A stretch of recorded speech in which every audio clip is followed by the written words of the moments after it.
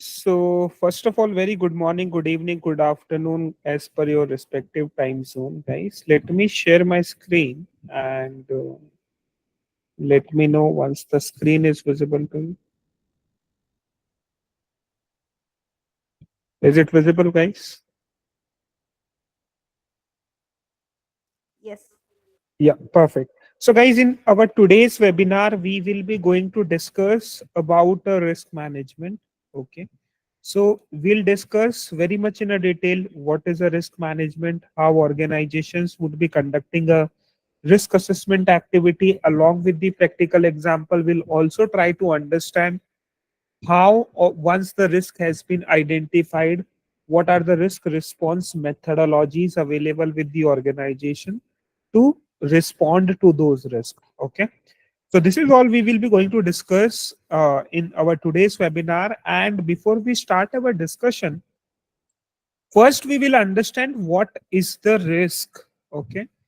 So when we say risk, guys, risk stand for a potential event that may impact to the entity is considered as a risk. Okay.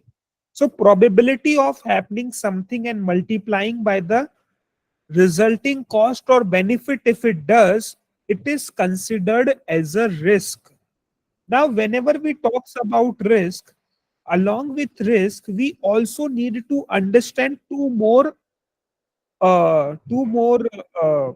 things, that is vulnerability and threat. So these two terminologies are very very important whenever we are talking about the risk. So one is known as a vulnerability. Okay. When I say a vulnerability, vulnerability stands for weakness into the system. So for example, guys, if you have joined this session from a laptop, okay, and in your laptop suppose antivirus is not installed, endpoint protection applications is not being installed, so what is this? This is a weakness of your system. This is a weakness of your system. Now this weakness can be exploited by the hacker. Suppose if they install any ransomware in your computer, suppose if they execute any malicious code in your laptop, so that is called as a threat. So threat is something that can exploit the weakness. Threat is something that can exploit the weakness. It is considered as a threat.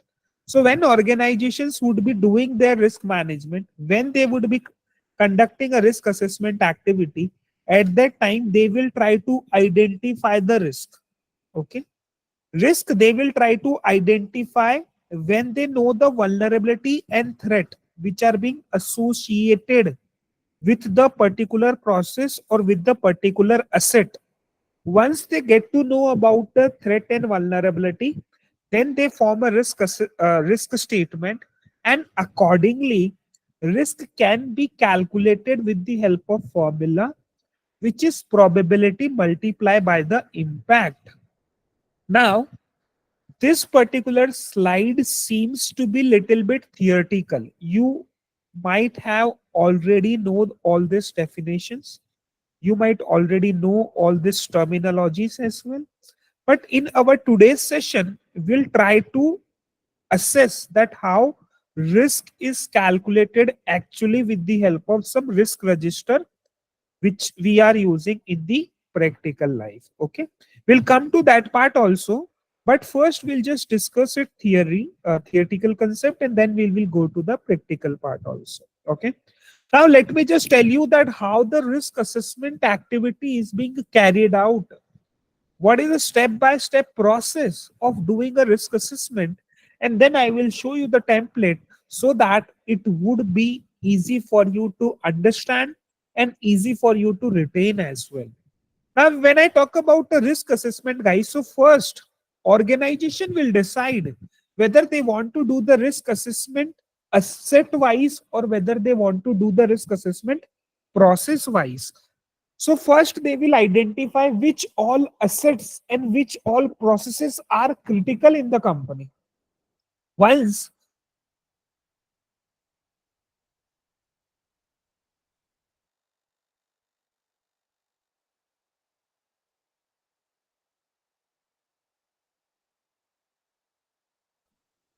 With the help of vulnerability, they will form a risk statement here.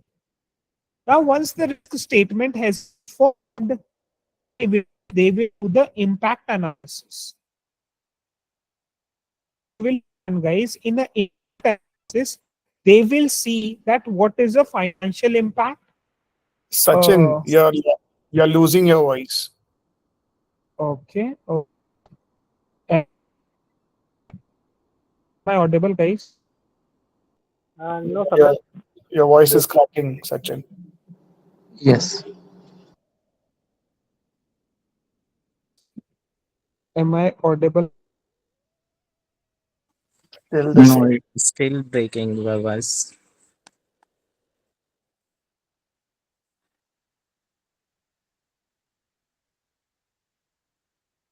Inform me. Hello. Hello, guys. Hello.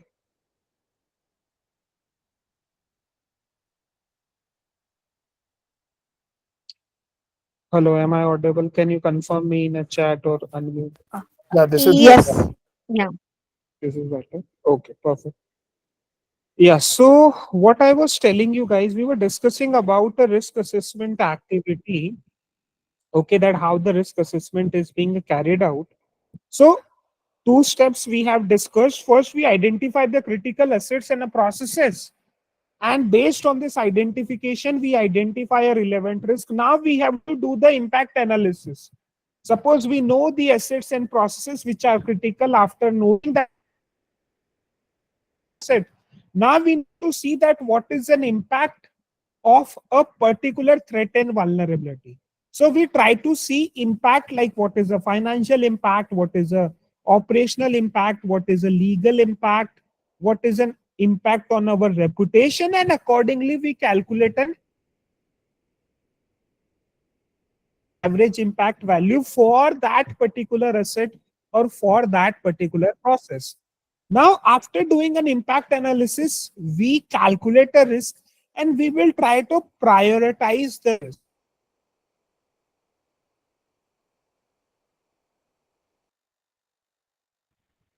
I think we are losing you again. Unable to hear you. Risk, that which risk needed to be treated first. And based on our prioritization, we prepare a detailed risk treatment plan that how we can treat that particular risk. So now again, this is also a little bit theoretical that how the risk assessment is being conducted step by step process. Now guys, we'll try to understand the same process with the help of some practical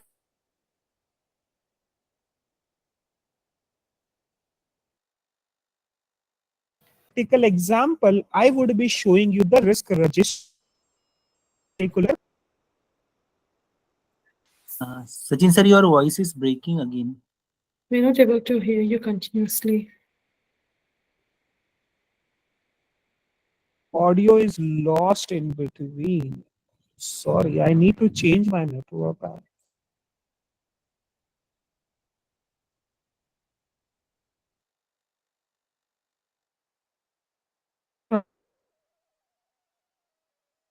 Is it now? Am I audible now? No, Hello, Sachin, am I still audible? your voice is breaking. No, no, Sachin, you are losing your voice. It's raining, heavily raining, and I am using two.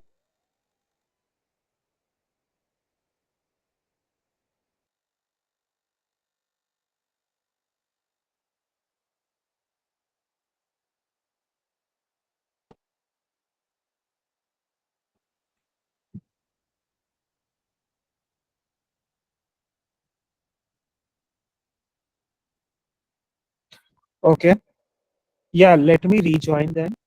Just give me.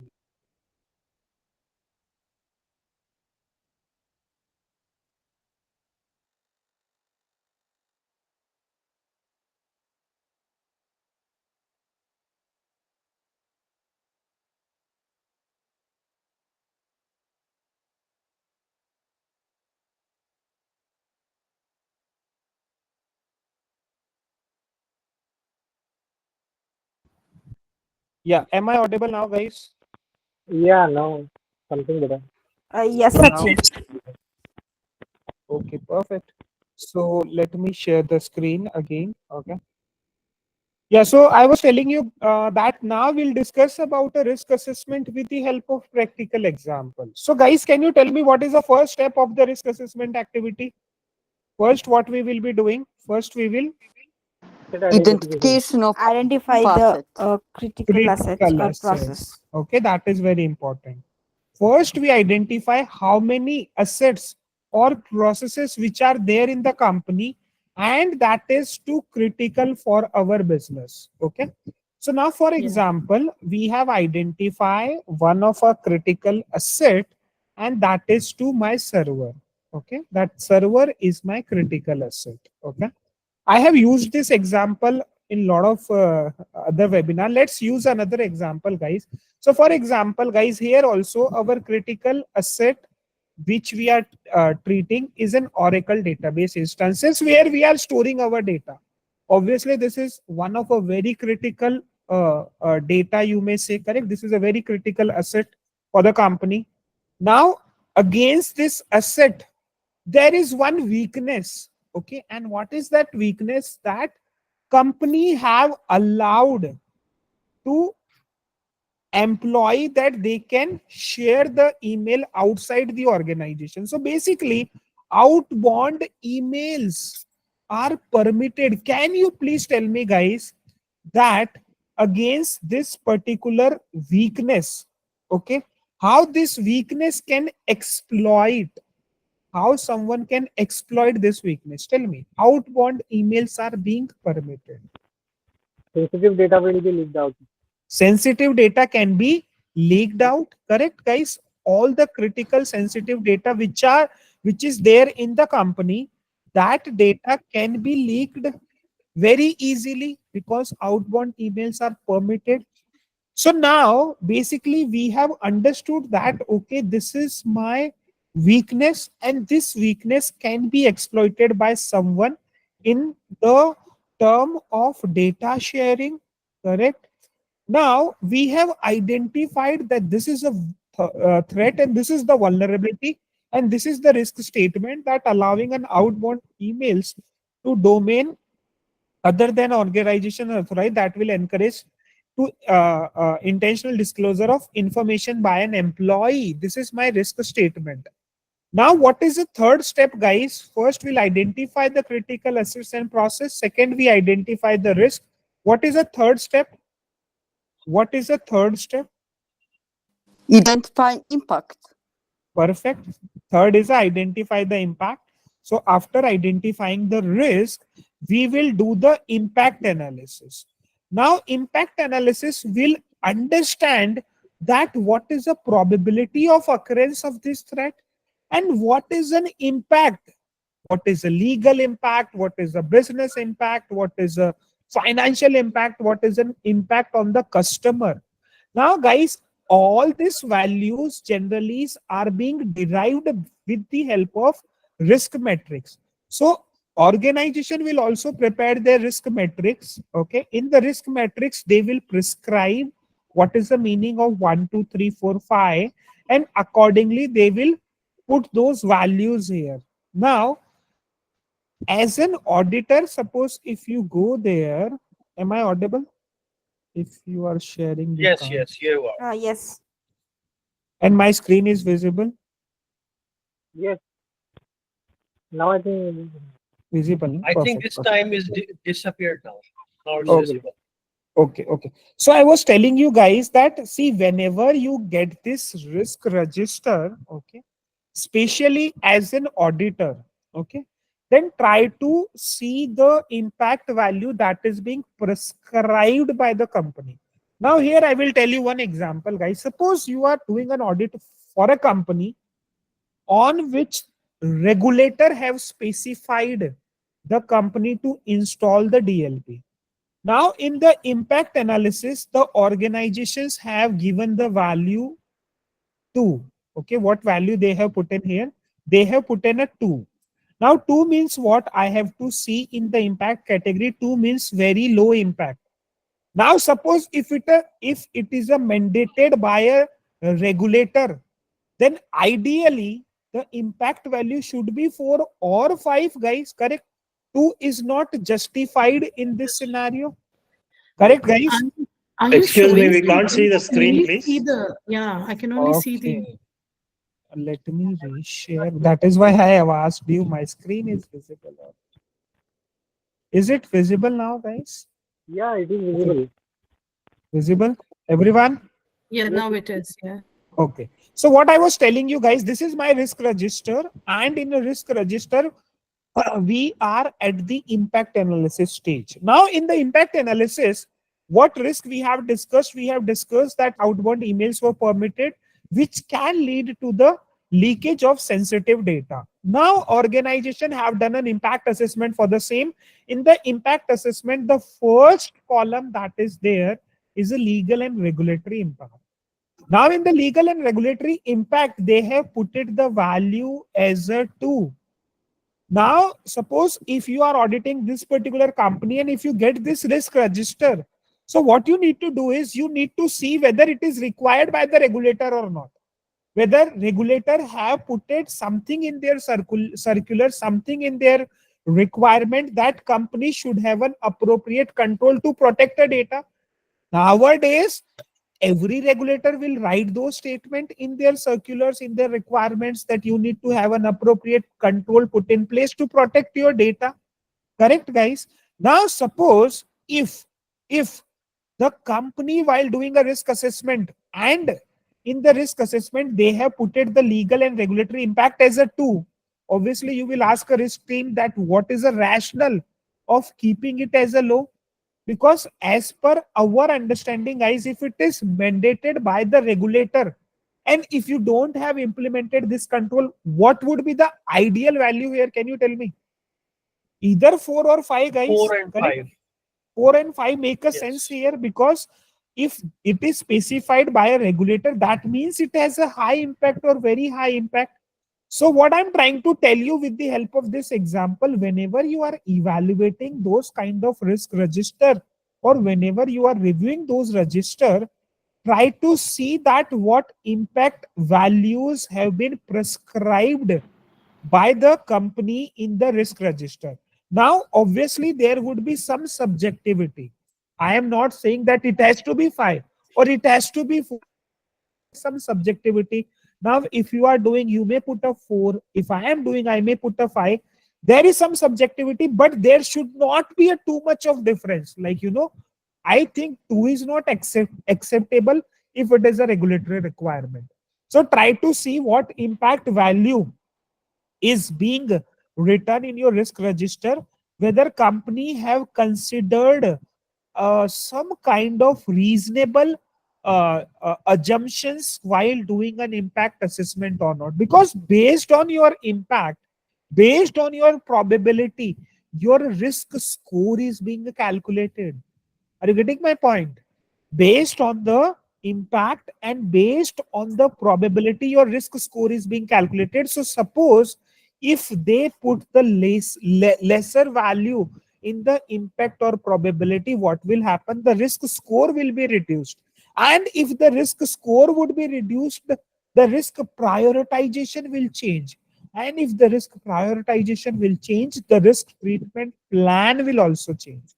So it is very important that we should focus on these values. Then accordingly, now what happened is, after this impact analysis, what is the next step? We have to prioritize the risk. So once we get to know all the risks which are there, accordingly we will prioritize. And the next step of the after the prioritization is the risk treatment. Now, risk can be treated using various methods. Okay. Let me just show you a couple of examples and you tell me which risk response methodology is being adopted in this particular scenario. Yeah. Am I audible? अच्छा, मैंने अभी payment कर दी है इसकी net की ना, तो ये प्लीज जरा खोल दें. Sohil, you can mute yourself. Thank you.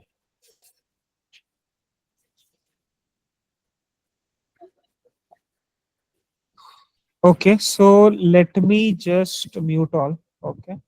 So, guys, can you tell me which is this risk response methodology? So, we are just assuming this person has to cross this particular river and he has to go from here to here. In the first option, what he is doing? Tell me. Is it a risk mitigation? Is it a risk acceptance or what it is? This is what? This is a What is this, guys? This is a risk mitigation. The person has to go from here to here. So this is like a risk. Okay. So he is trying to mitigate this risk. Okay. The second option is what? Risk avoidance. So he has not decided to cross the river. That is what? That is a risk avoidance. And the third is what? Third is a risk acceptance. Third is what? Risk acceptance. So basically, organization also have to adopt, once they identify the risk, they also have to choose the appropriate risk response methodology. In majority of time, organization will try to mitigate the risk by applying some level of control. Now, can you please tell me, guys, in this particular scenario, where the outbound emails are being permitted, can you please tell me what would be the risk mitigation for this particular risk, or what would be the appropriate risk reduction for this particular risk? Any one of you tell me. DLP, DLP, correct? DLP stand for data leakage data leakage prevention, protection. correct? So in DLP also we have a two type of DLP, guys, majorly. One is known as a network DLP, and second is called as a host DLP. Network DLP will prevent the instances of data leakage when data is being traveled through the network. Okay. Host DLP will prevent the instances of data leakages from the host. Now you might be thinking, Sachin, please give me some example. Now, for example, guys, you have one critical document in your laptop and you are taking a printout of the same. If you have installed the network DLP cannot prevent this particular activity which has been done in the host machine of the user. Correct? For that, you will require a separate DLP which is called as a host DLP. So if you have a host DLP, then only you can prevent the user from printing some critical information. This is one example. Similarly, guys, nowadays you might have seen that even on the online meeting platform like a Zoom, like a Teams, it is allowed to everyone that they can share the data. Correct, guys? In a chat box, you can share the images. In some cases, you can share the files as well. So if you have installed only the network DLP, then it cannot prevent these data leakages.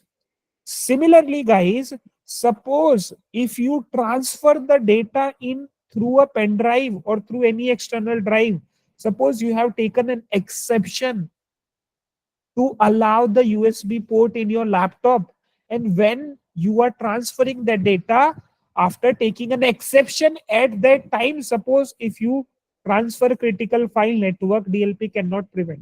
So basically I want to tell you that whenever you talks about a DLP, you have to check whether both network DLP plus host DLP are being installed in all the endpoints. Okay, network DLP generally will install on the network itself, so it will automatically prevent all the kind of data leakages which are possible through a network.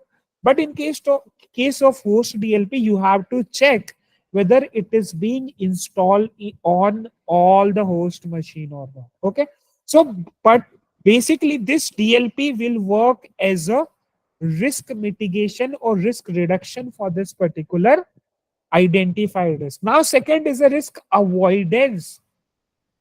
Now, risk avoidance means what? Changing the strategies or business processes to avoid a risk. So basically here, the process where the risk is being the process with which the risk is being associated, you have decided not to carry out that process. But in this scenario, it is not possible, guys. You cannot say that now nobody will use the email, correct? Because uh, uh, like we cannot basically avoid this particular risk. There are few scenarios where we can avoid, but yeah, there are few processes for which you cannot avoid the risk. Okay, but in few cases you can avoid the risk. For example, guys, now if you are using a some end of support server, now can you please tell me what is the risk associated with this particular scenario? What is the risk associated with this particular scenario where organizations are using an end of support servers? Tell me. Hacked into that. Vulnerability.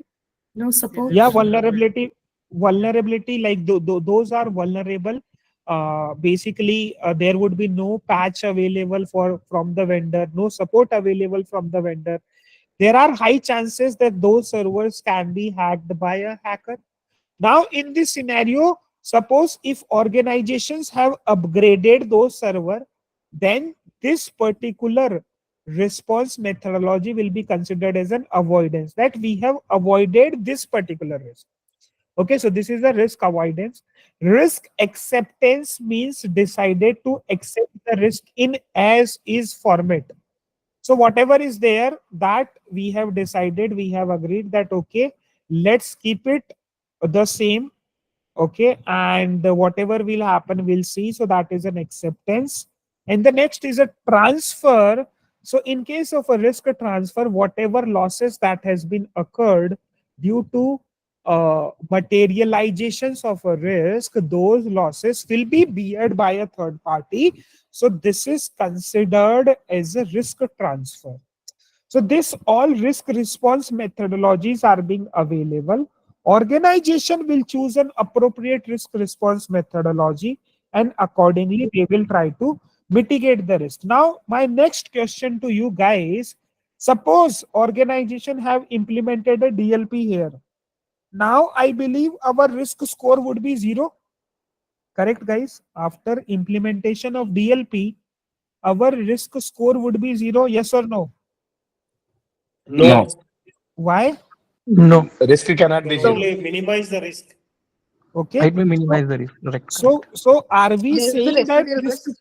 Yeah. Are we saying that risk cannot be mitigated 100%?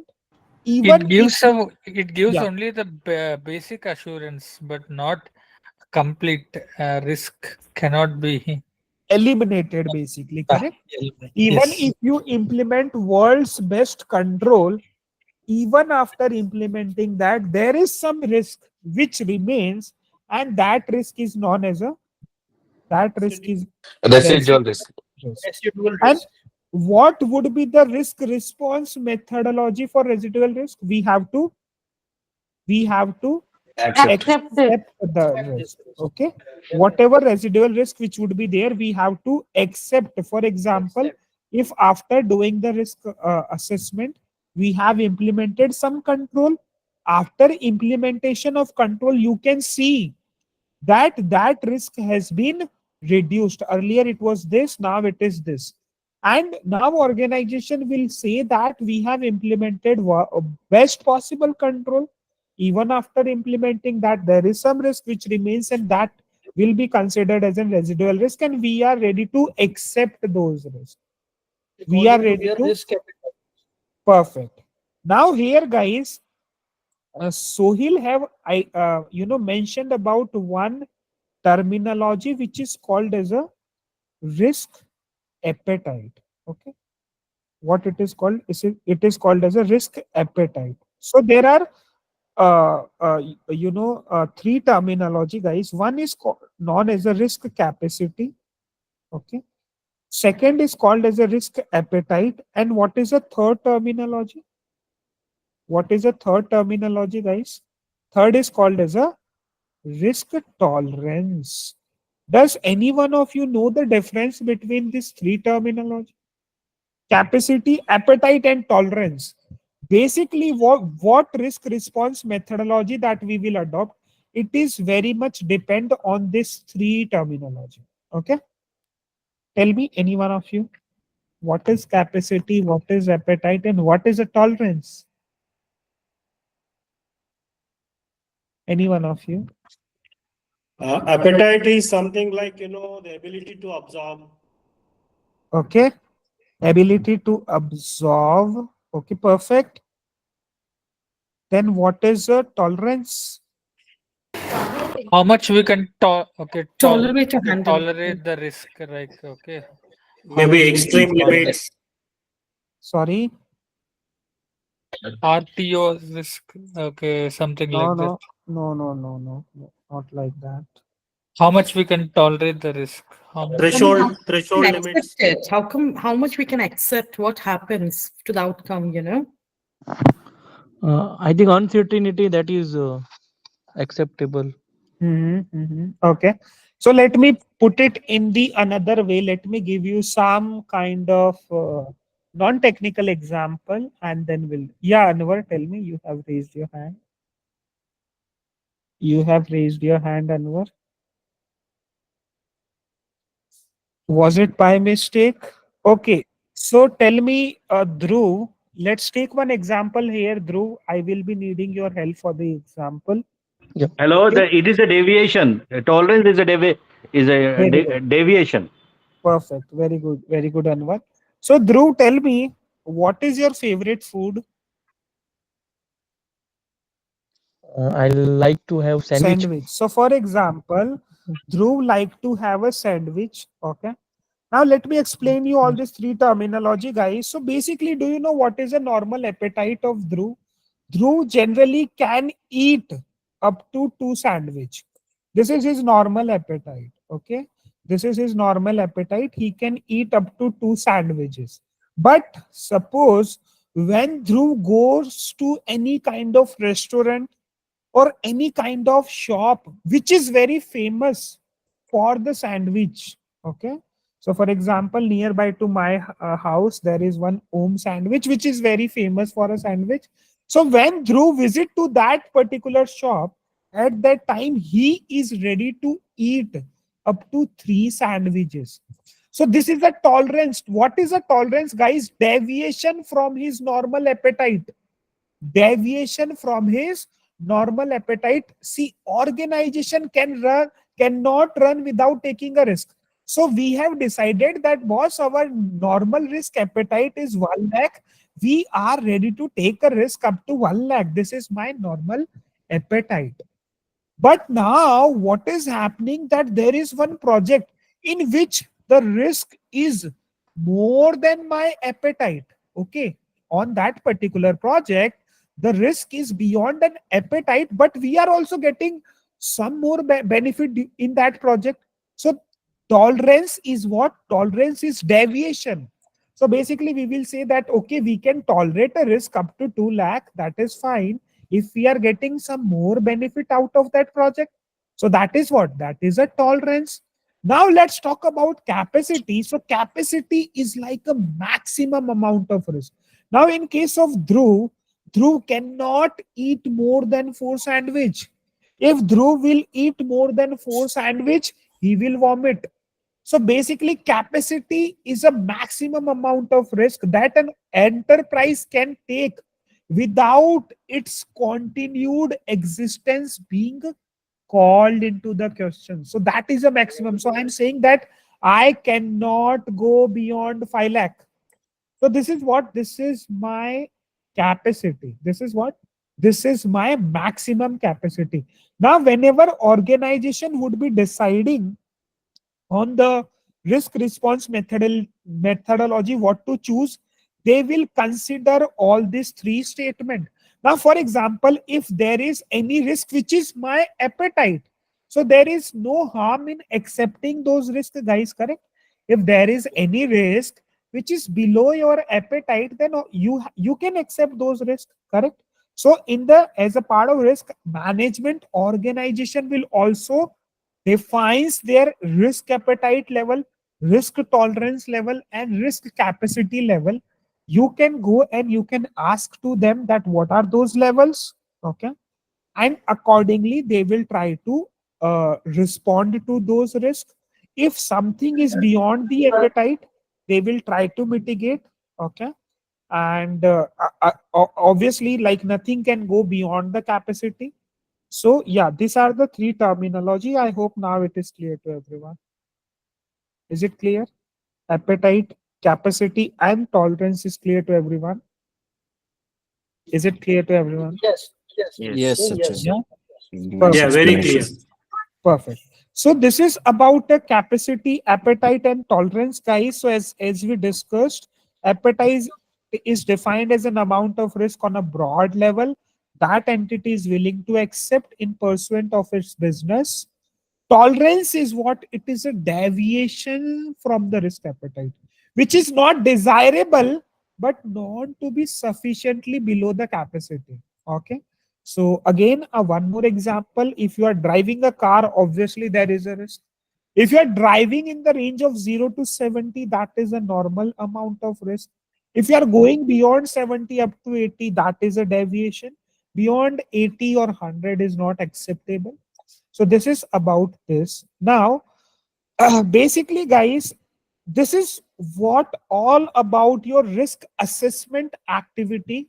We have discussed that how organizations are doing a risk assessment. Okay.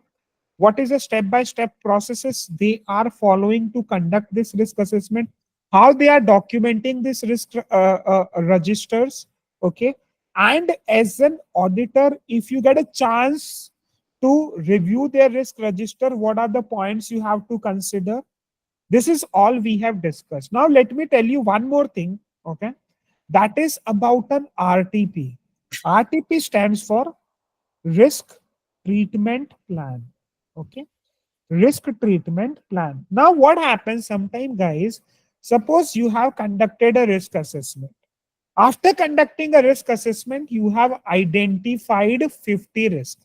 Not necessary that all the risk can be treated in a one go.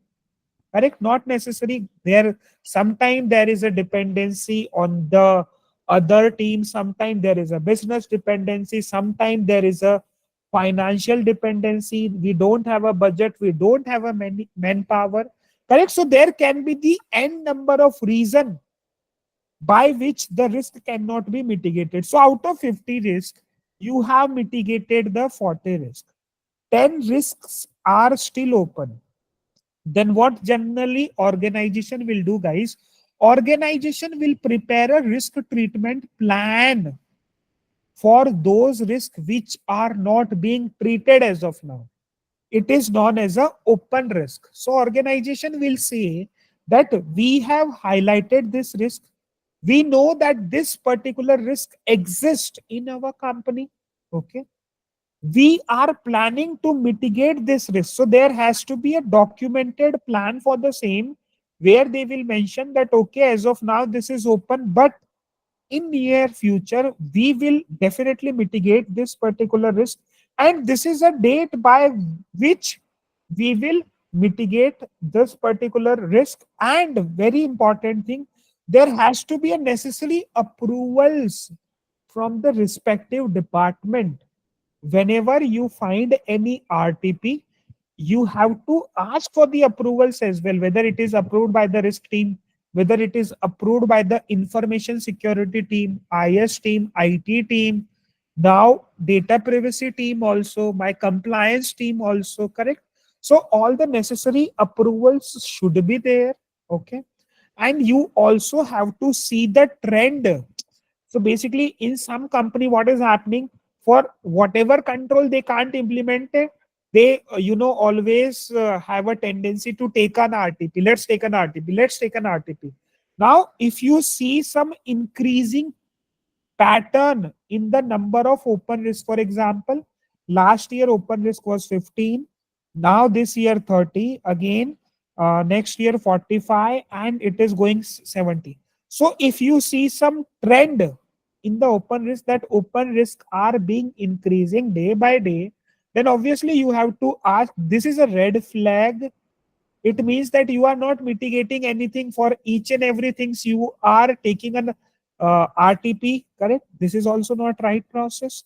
So what I'm trying to tell you here is that as a part of risk assessment, you also need to see how many open risks which are there in the company, and what are the plan of action to mitigate those risks in the future, and what are the approvals that is being taken by a company, to document and to accept those risks. Okay, so this is all about your risk management, guys. Actually, we have discussed the process, and we have also discussed the step by step process, that how it is being conducted.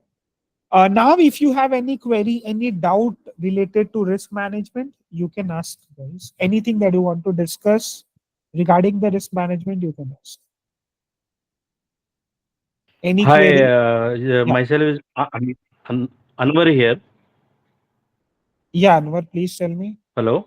Yeah, Anwar, you are Yeah, audible. actually, there is a two set of there's two set of process to calculate risk, because I have bombarded by several questions Yeah.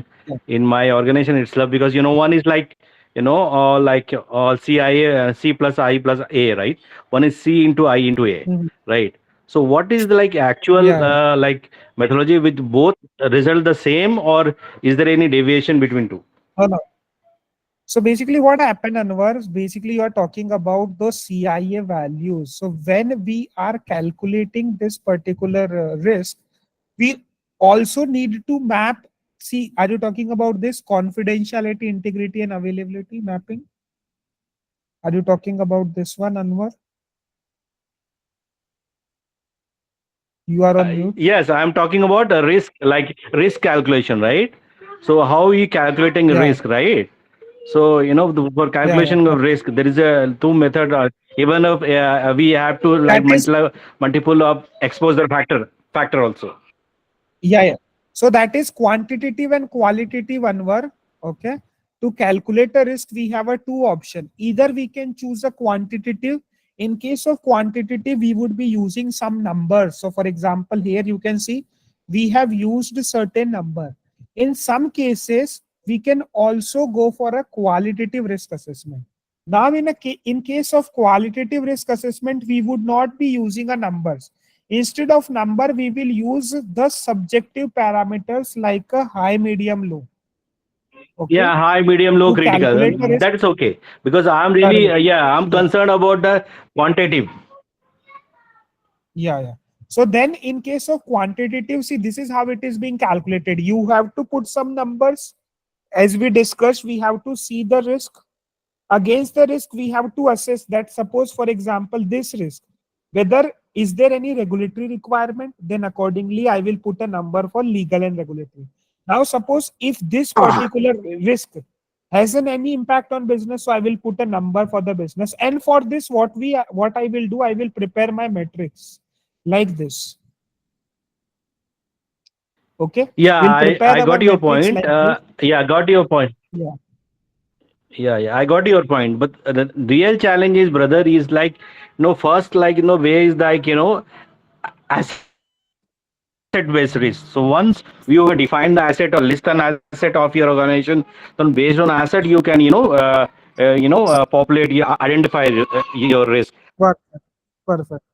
Second is the issue based Hmm. risk. So the challenge with the issue based risk, that you need to find the reason of the issues, what kind of issue, what kind of impact, and what don't think. So basically, normally Hmm. each auditor will normally this practice will basically happen. Most of the implementer use asset based risk. Yeah, so it could be asset based, it could be process based also, Anwar. Okay. And in some company, I have seen where they are doing a department wise as well. Okay. So it is like completely their choice how they want to do it. We just have to see their process, and accordingly, if we feel that some risks are not being captured, and if some risks are not being properly calculated, we have to just highlight that particular thing. I agree, and also we should approach a hybrid kind of. We can include asset also. We can include Yeah, process also. as Process, you mentioned, yeah, issues or yeah. different categories. Yeah, that will be better approach. Yeah. Sachin, in Thank you so much. Thank Yeah, you. Christine. Yeah. Thanks. Sachin, Rohan Yeah, is yeah, saying, Christine. Just a minute. Let me just come. Sachin, in Yeah, yeah. continuation, my doubt is in Okay, continuation okay. of the Yeah, yeah. previous Please, doubt. please, please, So, please. Rohan. I'll just quickly wrap Yeah, it up. yeah, yeah. Please. So, you just mentioned about the quantitative and the qualitative Yeah, assessment. Can you just throw a little more light on the point that would there not be a disparity between a Rohan assessing a risk and giving it an impact score, and probably Sachin assessing that same risk and giving it some yeah. other score? I understand the fact that it is going to be somewhere in the range, not Perfect, drastically different, but perfect. still, is there not going to be a little bit of deviation, which I suppose should be acceptable, or how is it? Yeah, that is perfectly acceptable, Rohan. This is a normal practice. Now, for example, in all this kind of activity, those activities are subjective. Even if the audit is very subjective, Rohan, if you are doing an audit and if I am doing an audit, correct? We both are human beings, correct? You have certain assumptions, I have certain assumptions. When you are doing an audit, maybe you will comply something which I feel not comply, or there would be some kind of subjectivity, Rohan, if we talk about sampling, if we talk about a risk assessment, because there is nothing like an a benchmark where we can say that it has to be 3, now it has to 4, because it varies processes to processes, business to business, and their environment and lot of other factors, Rohan. So subjectivity in this particular thing is very much acceptable, but yeah, there should not be a drastical difference as we like discussed. like Okay? the like the example you mentioned, that in case if Yeah, there's no DLP and then still it is under a two. category of 2 Yeah. or something, then This is that not that is a point of a question. perfect. That is a definitely point of questions, because it is not matching. Like there is a too much of difference. Perfect. That answers my query. Thank you so much. Okay. Yeah, Christian, tell me. Yeah. Sir, can you just give a small explanation on inherent and residual risk? Yeah. So basically, now if you so basically inherent risk. So there is one terminology, Christian, which is called as a audit risk. Okay, and generally audit risk is being calculated considering the inherent risk, control risk, and detection risk. Now, inherent risk, as the name suggests, it is a risk which activity possesses, and it is also known as a gross risk. The risk which is there before the controls are being applied, it is called as an inherent risk. Now, for example, Christian, I am giving you two scenario. You tell me that in which scenario there is a high inherent risk. Okay, I'm just giving you two scenario. So you have one company, Christian, which is SHN company.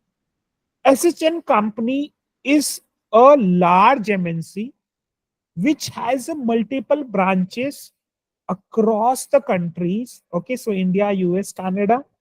This company is also a stock market listed company. Okay, this is one company. Now, on the another hand, Christian, you have another company which is EBC and company.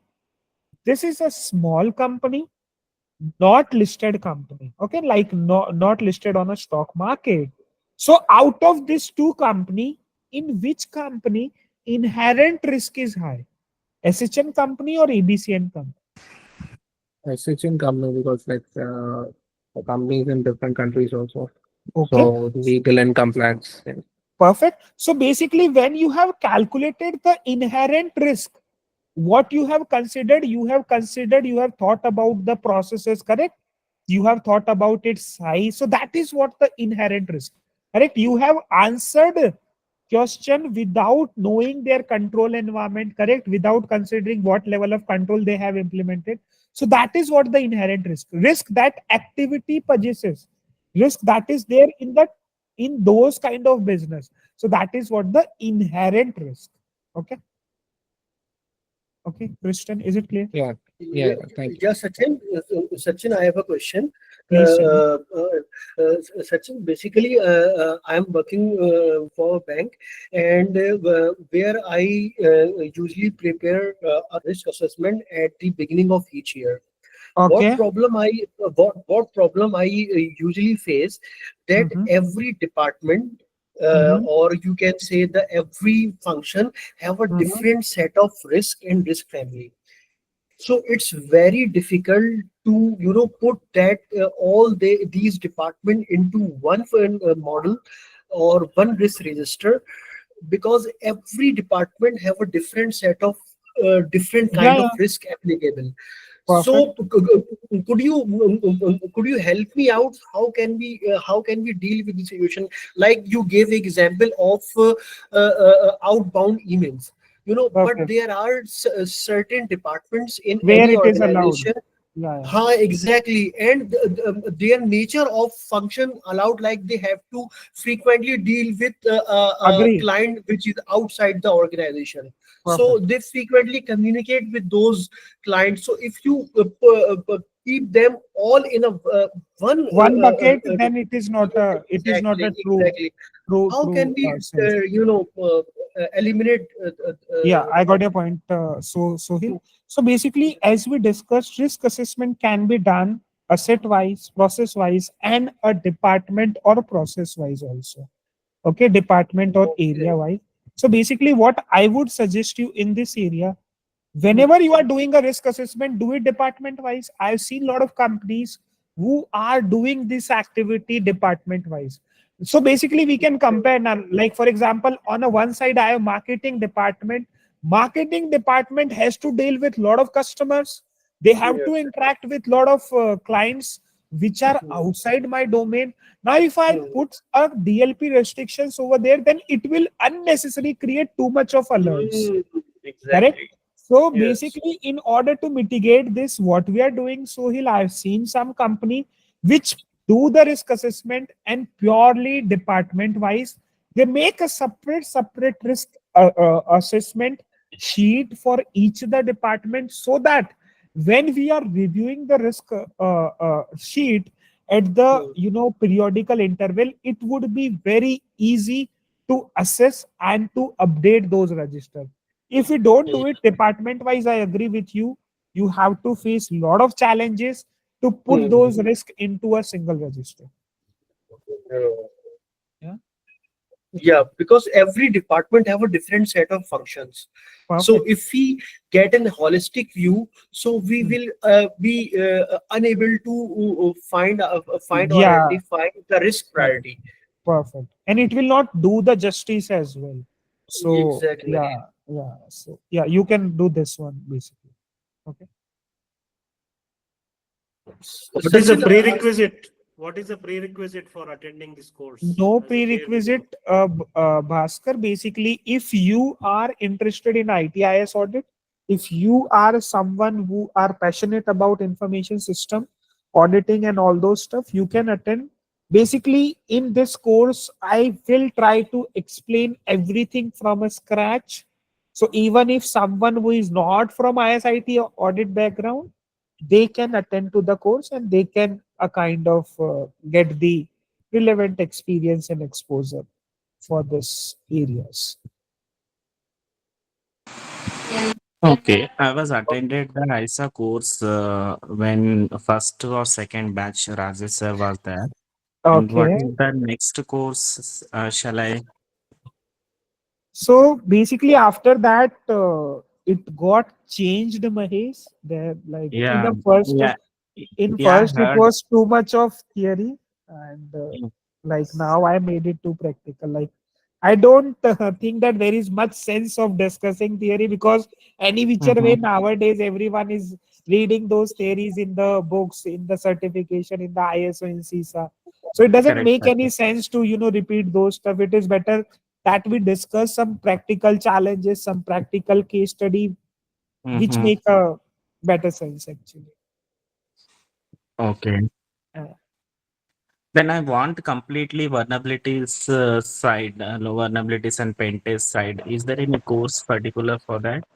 for VAPT, you have to see some other, Mahesh. Like if you are looking for the VAPT where you want to do some hands-on training on the machine to identify the vulnerabilities and all, for that Mm. maybe you have to look for some other VAPT practical course that will help you to do that. Okay. Is Can there you share the any is there any Sachin, GSA particular Yeah. that course? I have to check. I am not sure. Maybe check with the GISA team. They will guide you for this. Okay, sir. Can you Yeah. share the content of this course? Yeah, Srinivas, I will upload this on the YouTube. I will upload this on a YouTube, Srinivas. So those who want to get this particular session recordings, guys, you will find those on my YouTube channel. Sachin, Yeah. I know the question and answer hour has passed by. Can I just put in one from my end? Yeah, please, Rohan. Thank you. So if you could just briefly explain the difference between vulnerability assessment and penetration testing, just on Yeah. an Yeah, I overview. will tell you. So basically, Rohan, what happened? Vulnerability means what? Weakness, correct? So Any as a part loophole, of right? vulnerability assessment, we just identify what is a weakness in your system. Okay. We'll not exploit those weakness. We'll just identify the weakness. For example, you are living in a house and your door is open. This is what? This is a weakness. So I have done a VA assessment and I have mentioned, Rohan, your house is open. My job is done. That is what the vulnerability assessment. But suppose you have asked me, Sachin, along with VA, can you do the PT? Now, what I will do, when I will know that, okay, your house door is open, this is a weakness. Now I will enter to your house and I will try to, do something. Maybe I will do a theft. I will see what is a high value item in your house, and accordingly I will say that I have theft these two items. So this is a penetration testing, where after identifying the weakness, I have exploited that. That is what? That is a PT. Okay. So VA stands for identification of weakness, and penetration testing is actually exploiting those weaknesses. That clears it very much. Just a small point on this. Can we conclude it in a way that both of them are intended towards vulnerability, like getting the vulnerability in place, like we Yeah. should So know about the basically, vulnerability. in the VA you only identify, and in a PT you identify plus exploit. Okay, Okay. okay, yeah. Sound that clears the. Thank you so much. Okay, You guys. can just Thank you. add this also. I think vulnerability is a planned one and PT is unplanned one. Yeah, PT yeah, can Is that also all? be planned. PT, I yeah. suppose, Like, can also be planned. yeah, companies do They appoint do for, deliberate penetration testings. Yes. yeah, like there is an external black we box, we white could we could box. say in this case that vulnerability could be known or unknown. Probably at times we Yeah, also know the vulnerabilities, and then yeah, which also are there. we Correct, do the. correct. True, Perfect. true. You're right. Okay, guys, that is all from my side. Then, bye bye. Take care. Thank you so much for your time. See you in some other webinars. Till then, bye bye. Take Thank you so much, Sachin. Really care. helpful. Thank you so much. Thank you so much, Sachin. Yeah. Thank you, Thank you, Sachin. sir. Thank you so Thank much. you so much, Sachin.